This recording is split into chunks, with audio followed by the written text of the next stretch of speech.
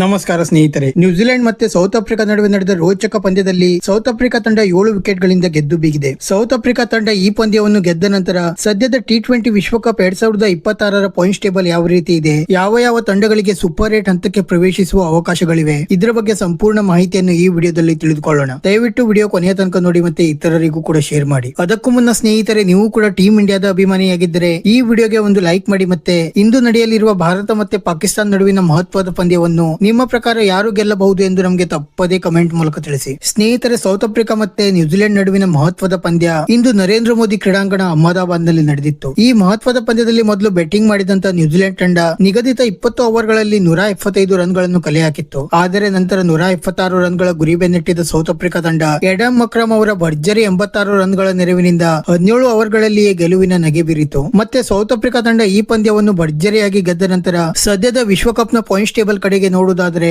ಸದ್ಯ group D ನಲ್ಲಿ south Africa ತಂಡ ಆಡಿದ 3 ಪಂದ್ಯದಲ್ಲಿ ಗೆದ್ದು 6 ಅಂಕದೊಂದಿಗೆ ಮೊದಲ ಸ್ಥಾನದಲ್ಲಿದ್ದರೆ, ನ್ಯೂಜಿಲೆಂಡ್ ತಂಡ 3 ಪಂದ್ಯದಲ್ಲಿ 2 ಪಂದ್ಯವನ್ನು ಗೆದ್ದು ಮತ್ತೆ 1 ಪಂದ್ಯವನ್ನು ಸೋತು 4 ಅಂಕದೊಂದಿಗೆ 2ನೇ ಸ್ಥಾನದಲ್ಲಿದೆ. ಮತ್ತೆ UAE, ಅಫ್ಘಾನಿಸ್ತಾನ್ ಮತ್ತೆ ಕೆನಡಾ ತಂಡಗಳು 3, 4 ಮತ್ತೆ 5ನೇ ಸ್ಥಾನದಲ್ಲಿವೆ. ಸ್ನೇಹಿತರೆ, ಸೌತ್ ಆಫ್ರಿಕಾ ಮತ್ತೆ ನ್ಯೂಜಿಲೆಂಡ್ ತಂಡಗಳು ಸೂಪರ್ 8 ಹಂತಕ್ಕೆ ಪ್ರವೇಶಿಸುವ ಸಾಧ್ಯತೆ ತುಂಬಾ ಹೆಚ್ಚಾಗಿದ್ದು, UAE ತಂಡಕ್ಕೂ ಕೂಡ ಒಂದು ಔಟ್ಸೈಡ್ ಚಾನ್ಸ್ ಇದೆ. UAE ಬಳಿ ಇನ್ನೂ ಕೂಡ 2 ಪಂದ್ಯ ಬಾಕಿ ಇದ್ದು, ಉಳಿದ 2 ಪಂದ್ಯಗಳಲ್ಲಿಯೂ ಕೂಡ UAE ತಂಡ ಗೆದ್ದು ಬಿಗಿದ್ದರೆ ಮತ್ತೆ ನ್ಯೂಜಿಲೆಂಡ್ ತಂಡ ಕೆನಡಾ ವಿರುದ್ಧ ಸೋತರೆ UAE ತಂಡಕ್ಕೂ ಕೂಡ ಸೂಪರ್ 8 ಹಂತಕ್ಕೆ ಪ್ರವೇಶಿಸುವ ಅವಕಾಶಗಳಿವೆ. ನಂತರ ಗ್ರೂಪ್ ಸಿ ನತ್ತ ನೋಡುವುದಾದ್ರೆ, ಗ್ರೂಪ್ ಸಿ ನಲ್ಲಿ ವೆಸ್ಟ್ ಇಂಡೀಸ್ ತಂಡ ಆಡಿದ 2 ಪಂದ್ಯದಲ್ಲಿ ಗೆದ್ದು 4 ಅಂಕದೊಂದಿಗೆ ಸದ್ಯ ಮೊದಲ ಸ್ಥಾನದಲ್ಲಿದೆ. ಮತ್ತೆ ಇಂಗ್ಲೆಂಡ್ ತಂಡ 3 ಪಂದ್ಯದಲ್ಲಿ 2 ಪಂದ್ಯವನ್ನು ಗೆದ್ದು ಮತ್ತೆ 1 ಪಂದ್ಯವನ್ನು ಸೋತು 4 ಅಂಕದೊಂದಿಗೆ 2ನೇ ಸ್ಥಾನದಲ್ಲಿದೆ. ಮತ್ತೆ ಸ್ಕಾಟ್ಲೆಂಡ್ ತಂಡ ಸದ್ಯ 3 ಪಂದ್ಯದಲ್ಲಿ 1 ಪಂದ್ಯವನ್ನು ಗೆದ್ದು ಮತ್ತೆ 2 ಪಂದ್ಯವನ್ನು ಸೋತು 2 ಅಂಕದೊಂದಿಗೆ 3ನೇ ಸ್ಥಾನದಲ್ಲಿದೆ. ಮತ್ತೆ ಇಟಲಿ ಮತ್ತೆ ನೇಪಾಳ ತಂಡಗಳು 4 ಮತ್ತೆ 5ನೇ ಸ್ಥಾನದಲ್ಲಿವೆ. ಸ್ನೇಹಿತರೆ, ಸದ್ಯ ವೆಸ್ಟ್ ಇಂಡೀಸ್ ತಂಡ ಬಹುತೇಕ ಸೂಪರ್ 8 ಹಂತಕ್ಕೆ ಪ್ರವೇಶ ಪಡೆದಿದ್ದು,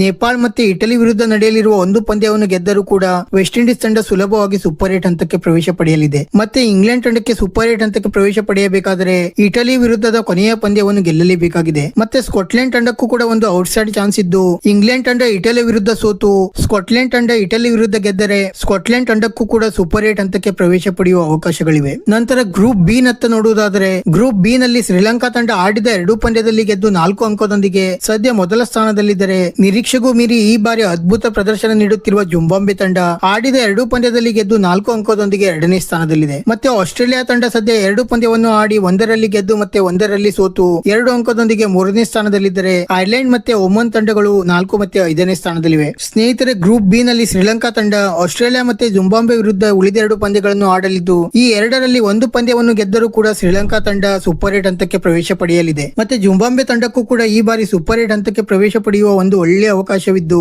ಐರ್ಲೆಂಡ್ ಮತ್ತೆ ಶ್ರೀಲಂಕಾ ವಿರುದ್ಧ ನಡೆಯಲಿರುವ 1 ಪಂದ್ಯವನ್ನು ಉತ್ತಮ ರನ್ ರೇಟ್ ನೊಂದಿಗೆ ಗೆದ್ದರೆ ಜಿಂಬಾಬ್ವೆ ತಂಡ ಕೂಡ ಬಹುತೇಕ ಸೂಪರ್ 8 ಹಂತಕ್ಕೆ ಪ್ರವೇಶ ಪಡೆಯಲಿದೆ. ಆದರೆ ಆಸ್ಟ್ರೇಲಿಯಾ ತಂಡಕ್ಕೆ ಈ ಬಾರಿ ಸೂಪರ್ 8 ಹಂತಕ್ಕೆ ಪ್ರವೇಶ ಪಡೆಯಬೇಕಾದರೆ ಶ್ರೀಲಂಕಾ ಮತ್ತೆ ಒಮನ್ ವಿರುದ್ಧ ನಡೆಯಲಿರುವ 2 ಪಂದ್ಯವನ್ನು ಕೂಡ ಗೆಲ್ಲಲೇಬೇಕಾದ ಅನಿವಾರ್ಯತೆ ಇದೆ. ನಂತರ ಗ್ರೂಪ್ ಎ ನತ್ತ ನೋಡುವುದಾದರೆ, ಗ್ರೂಪ್ ಎ ನಲ್ಲಿ ಭಾರತ ಆಡಿದ 2 ಪಂದ್ಯದಲ್ಲಿ ಗೆದ್ದು 4 ಅಂಕದೊಂದಿಗೆ ಮೊದಲ ಸ್ಥಾನದಲ್ಲಿದ್ದರೆ, ಪಾಕಿಸ್ತಾನ ತಂಡವು ಕೂಡ ಆಡಿದ 2 ಪಂದ್ಯದಲ್ಲಿ ಗೆದ್ದು 4 ಅಂಕದೊಂದಿಗೆ 2ನೇ ಸ್ಥಾನದಲ್ಲಿದೆ. ಮತ್ತೆ USA, ನೆದರ್ಲೆಂಡ್ ಮತ್ತೆ ನಮೀಬಿಯಾ ತಂಡಗಳು 3, 4 ಮತ್ತೆ 5ನೇ ಸ್ಥಾನದಲ್ಲಿವೆ. ಸ್ನೇಹಿತರೆ, ಈ ಗ್ರೂಪ್ ನಲ್ಲಿ ಭಾರತ ಮತ್ತೆ ಪಾಕಿಸ್ತಾನ ತಂಡಗಳು ಬಹುತೇಕ ಸೂಪರ್ 8 ಹಂತಕ್ಕೆ ಪ್ರವೇಶ ಪಡೆಯುವ ಸಾಧ್ಯತೆ ತುಂಬಾ ಹೆಚ್ಚಾಗಿದೆ. ಇಂದು ನಡೆಯಲಿರುವ ಭಾರತ ಮತ್ತೆ ಪಾಕಿಸ್ತಾನ ನಡುವಿನ ಪಂದ್ಯ ತುಂಬಾ ಮಹತ್ವದಾಗಿದ್ದು, ಈ ಪಂದ್ಯದ ಮೇಲೆ 2 ತಂಡಗಳ ಸೂಪರ್ 8 ಹಂತದ ಭವಿಷ್ಯ ಇಂದೇ ನಿರ್ಧಾರಗೊಳ್ಳಲಿದೆ. ವಿಡಿಯೋ ಇಷ್ಟ ಆಗಿದ್ದರೆ ಲೈಕ್ ಮಾಡಿ ಮತ್ತೆ ಚಾನೆಲ್ ಅನ್ನು ಸಬ್ಸ್ಕ್ರೈಬ್ ಮಾಡಲು ಮರೆಯಬೇಡಿ.